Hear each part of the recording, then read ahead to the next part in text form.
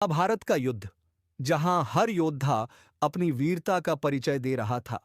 लेकिन क्या आप जानते हैं कि इस युद्ध में सबसे ताकतवर योद्धा कौन था? वह योद्धा जो अपराजित था और जिसकी वीरता से पूरे युद्ध का पथ तय हुआ। लेकिन क्या हुआ जब उसकी ताकत से भी बड़ी बात सामने आई? महाभारत का सबसे बड़ा राज्य सिर्फ उसकी शक्ति में नहीं था, बल्कि कुछ और था जो उसे कमजोर कर गया। तो क्या था वह राज्य? जानने के लिए इस वीडियो को अंत तक देखिए। तो आइए साथ जानें, कौन था महाभारत का सबसे ताकतवर योद्धा। महाभारत के युद्ध में कई महान योद्धाओं ने भाग लिया, लेकिन जब बात ताकत की होती है तो सवाल उठता है कि सबसे शक्तिशाली योद्धा कौन था। अगर हम महाभारत के संदर्भ में बात करें तो यह सवाल बहुत ही जटिल है। कई योद्धा थे जिन्होंने अपने अद्वितीय कौशल, शक्ति और रणनीति से युद्ध के मैदान में अपनी छाप छोड़ी। हालांकि अगर हमें एक योद्धा को सबसे ताकतवर बताना हो तो इस चर्चा में एक नाम बार बार सामने आता है, भीष्म पितामह। भीष्म पितामह, जिन्हें भीष्म नाम से भी जाना जाता है, उनका अस्तित्व महाभारत में युद्ध के सबसे ताकतवर और महत्वपूर्ण योद्धाओं में से एक था। उनका नाम युद्ध के मैदान में किसी भी योद्धा के लिए भय का कारण बनता था। भीष्म पितामह का नाम महाभारत में शक्ति और त्याग के प्रतीक के रूप में लिया जाता है। उनका असली नाम देवव्रत था, लेकिन जब उन्होंने अपने पिता शांतनु की इच्छा का पालन करते हुए अपनी खुद की विवाह के अधिकार का त्याग किया तो उन्हें भीष्म नाम मिला, जिसका अर्थ है कठोर या संकल्पबद्ध। उन्होंने अपनी इच्छा से वचन लिया था कि वे कभी शादी नहीं करेंगे और न ही कोई संतान छोड़ेंगे। इस वचन के कारण ही वे पितामह बने और उनके संतान रहित रहने के कारण उनका जीवन अधिक प्रभावी और बलशाली माना जाता था। भीष्म का यह वचन न केवल उनके लिए बल्कि महाभारत के युद्ध में भी एक बड़ा प्रभाव छोड़ने वाला था। उनकी यह शक्ति उन्हें युद्ध के मैदान में अन्य योद्धाओं से ऊपर रखती थी। उनका अद्वितीय वचन यह साबित करता है कि उनकी शक्ति सिर्फ शारीरिक बल में नहीं, बल्कि उनके संकल्प और समर्पण में भी थी। भीष्म पितामह का युद्ध कौशल महाभारत के सबसे महान और अजेय युद्ध कौशल में से एक माना जाता है। उन्होंने न केवल युद्ध की शारीरिक शक्ति को दिखाया, बल्कि अपनी रणनीति और बुद्धिमत्ता के माध्यम से भी युद्ध में अपनी प्रभावशाली उपस्थिति दर्ज की। भीष्म की प्रमुख विशेषता यह थी कि वे किसी भी युद्ध में अपने विरोधी के हर कदम को समझते थे और उसी के अनुसार अपनी रणनीति बनाते थे। महाभारत के युद्ध में भीष्म पितामह के खिलाफ कोई भी योद्धा खड़ा नहीं हो पाता था। उन्होंने अर्जुन, युधिष्ठिर, भीम जैसे महान योद्धाओं को भी कई बार पराजित किया। उनकी रणनीतियां इतनी प्रभावी थीं कि वे कभी हार नहीं मानते थे। उनकी नेतृत्व क्षमता और युद्ध की समझ के कारण वे कौरवों के मुख्य सेनापति बने थे। भीष्म पितामह का सबसे बड़ा राजा यह था कि वह अमर थे। यह एक अद्वितीय घटना थी जो महाभारत के युद्ध में उनके साहस और शक्ति को और भी विशेष बना देती है। भीष्म ने भगवान शिव की कृपा से एक ऐसा वरदान प्राप्त किया था जिसके अनुसार वे कभी भी मृत्यु का शिकार नहीं हो सकते थे। यह वरदान उन्हें अपने पिता शांतनु से मिला था, जो उनके पिता के राजा बनने के बाद हुआ था। भीष्म ने यह वरदान इस रूप में प्राप्त किया था कि वह अपनी इच्छानुसार मृत्यु को प्राप्त कर सकते थे, लेकिन वह कभी भी युद्ध में मारे नहीं जा सकते थे। यही कारण था कि जब भीष्म महाभारत के युद्ध में बाणों की शैया पर लेटे हुए थे तो वे न तो मर सकते थे और न ही हार सकते थे। यह उन्हें एक अद्वितीय स्थिति में रखता था, क्योंकि उनके पास न केवल युद्ध में अपराजित रहने की शक्ति थी, बल्कि वे युद्ध के दौरान किसी भी समय अपनी इच्छानुसार मृत्यु को प्राप्त करने की क्षमता रखते थे। भीष्म पितामह का महाभारत के युद्ध में योगदान अत्यंत महत्वपूर्ण था, खासकर कौरवों के पक्ष में। उनके अमरत्व और अपराजेयता के कारण कौरवों का मनोबल बहुत ऊंचा था। भीष्म का योद्धा के रूप में योगदान कौरवों के लिए एक बलवर्धक था, क्योंकि वे जानते थे कि भीष्म को हराना नामुमकिन था। वह न केवल एक महान सेनापति थे, बल्कि उनके युद्ध कौशल ने कौरवों को हर कदम पर एक ताकतवर सहारा दिया। जब महाभारत के युद्ध की शुरुआत हुई तो भीष्म को कौरवों का सेनापति बनाया गया। उन्होंने युद्ध में न केवल अपनी ताकत और रणनीति से कौरवों को लाभ पहुंचाया, बल्कि वह युद्ध के हर मोर्चे पर कौरवों की रक्षा भी करते थे। उनकी उपस्थिति से कौरवों का विश्वास बढ़ा और वे समझते थे कि जब तक भीष्म युद्ध में हैं, तब तक कोई भी शक्ति उन्हें हर नहीं सकती।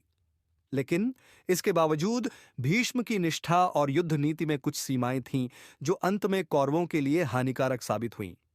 भीष्म पितामह का युद्ध में योगदान केवल शारीरिक युद्ध तक सीमित नहीं था, बल्कि उनके यथार्थवादी दृष्टिकोण ने युद्ध के स्वरूप को भी प्रभावित किया। भीष्म का आदर्श था कि एक योद्धा को अपने कर्तव्यों का पालन करते हुए अपने धर्म से कभी विचलित नहीं होना चाहिए। उन्होंने कौरवों के पक्ष में रहते हुए भी यह सुनिश्चित किया कि युद्ध नियमों के भीतर ही लड़ा जाए। उनका यह दृष्टिकोण उन्हें और कौरवों के लिए कठिनाई का कारण बना, क्योंकि जब युद्ध में कुछ प्रपंच और चालों की आवश्यकता थी, तो भीष्म अपने आदर्शों से समझौता नहीं करते थे। हालांकि भीष्म का यह आदर्श युद्ध के अंत में कौरवों के लिए भारी पड़ा। उनका उद्देश्य केवल धर्म का पालन करना था, जबकि पांडवों ने युद्ध में हर संभव रणनीति और चालें अपनाई। जब भीष्म ने पांडवों के खिलाफ यथासंभव आदर्शों का पालन किया, तो पांडवों ने किसी भी तरह से विजय प्राप्त करने के लिए अपनी रणनीतियों में लचीलापन दिखाया। भीष्म पितामह को हराना पांडवों के लिए एक बड़ी चुनौती थी, क्योंकि उनका अमरत्व और युद्ध कौशल उन्हें अपराजित बनाता था। पांडवों ने कई बार कोशिश की, लेकिन भीष्म के सामने हर बार उनकी योजना विफल हो जाती थी। लेकिन युद्ध के दौरान एक ऐसा मोड़ आया जब पांडवों को एक रणनीति मिली जो अंततः भीष्म को हराने में सफल रही।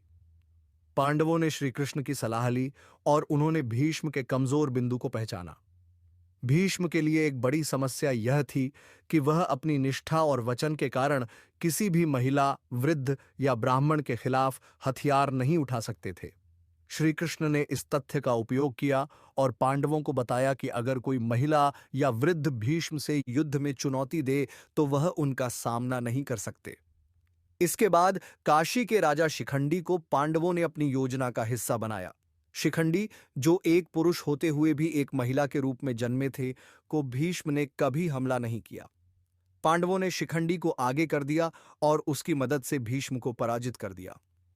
यह रणनीति पांडवों के लिए निर्णायक साबित हुई और इसने भीष्म पितामह की मृत्यु का मार्ग प्रशस्त किया।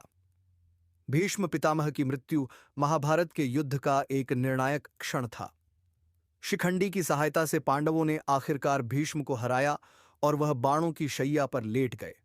हालांकि भीष्म का शरीर बाणों से पूरी तरह से ढक गया था, लेकिन उनकी मृत्यु में विलंब हुआ, क्योंकि वे खुद अपनी इच्छानुसार मृत्यु को प्राप्त कर सकते थे।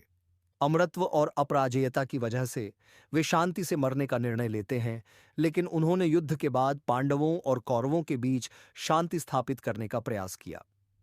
भीष्म का योगदान केवल युद्ध तक सीमित नहीं था। उन्होंने पांडवों और कौरवों को जीवन के महत्वपूर्ण पाठ दिए। युद्ध के दौरान जब भीष्म शैया पर लेटे थे, उन्होंने युधिष्ठिर और द्रुपद सहित कई प्रमुख पात्रों को धर्म, राजनीति और जीवन के अर्थ पर शिक्षा दी।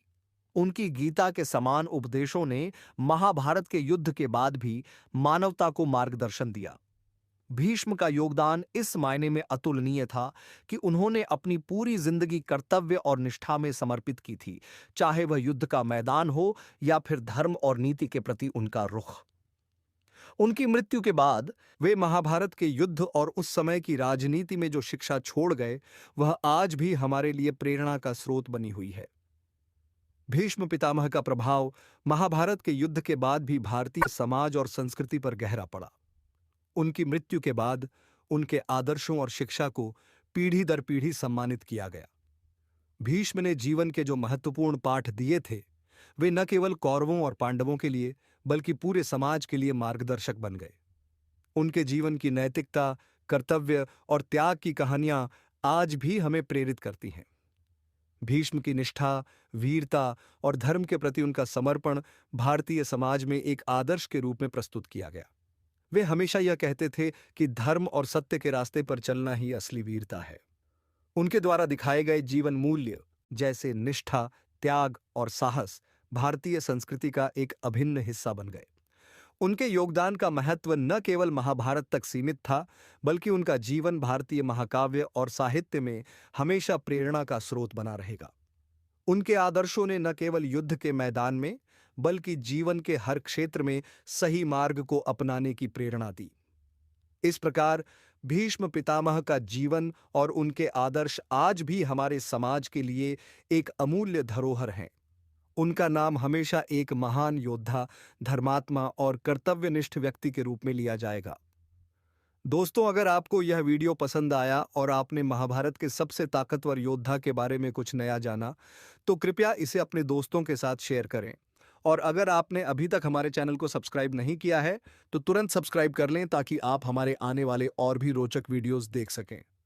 हमें आपके विचारों का इंतजार रहेगा, तो नीचे कमेंट करें और बताएं कि आपको इस वीडियो में क्या सबसे दिलचस्प लगा। जय श्री कृष्ण।